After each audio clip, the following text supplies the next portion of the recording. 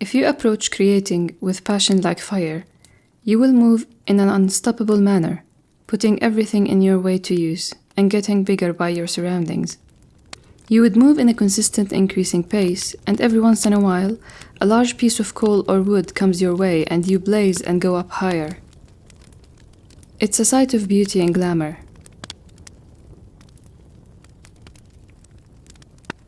The problem, though, is that eventually, fire burns out from lack of external coal to flame, or it just burns itself to ashes when it's used all there is inside out.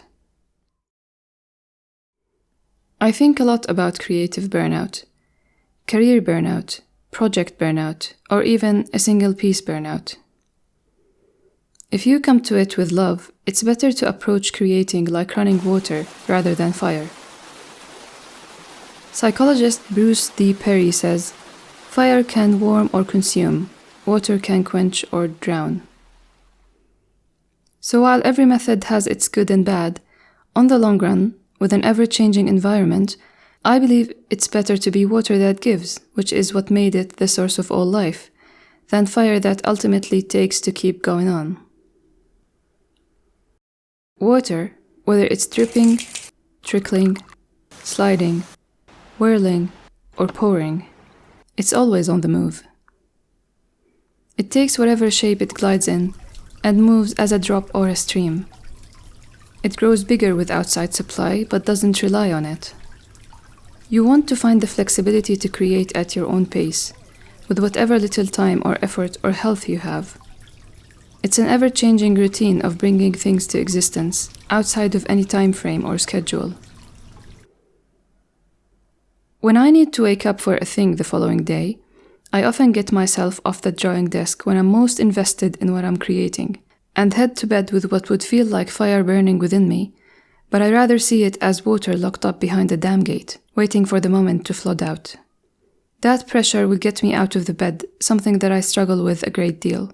It will take my brain an hour to wake up rather than 3, and sometimes I forget that I was having coffee on the side because I'm back, too invested in what I'm creating like the night before. Had I not stopped myself the night before, and had I allowed my intense emotion to act like fire, I would have spent a couple of hours past my sleep time, found it even harder to wake up the next day, with fatigue which would have probably dragged throughout the day. Repeating that pattern, which breeds inconsistency and leads to overall physical and mental fatigue, will walk one down the path to burnout. I personally rather control my passion than let it dictate my life. If you're at the start of your journey, letting creativity flow like water rather than blaze like fire will help you work around dead ends too. Not every plan works out. Not every dream is the dream. And in this life's journey, we occasionally reach dead ends.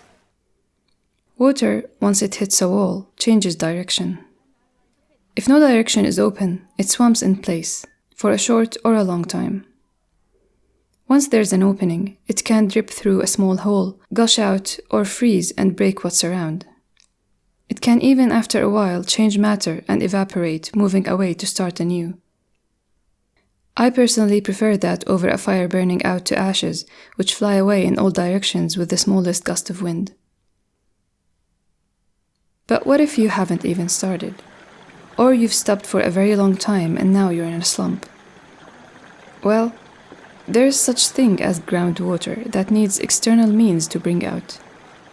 It could happen without a plan like a natural spring, or you have to dig and put in a well to bring it out. It needs work. It needs help from people who know the ways and the shortcuts. Most importantly, it needs patience, just as it's needed in all stages of this journey. That's why as a creator, at the beginning of or on the road, you need to move like flowing water.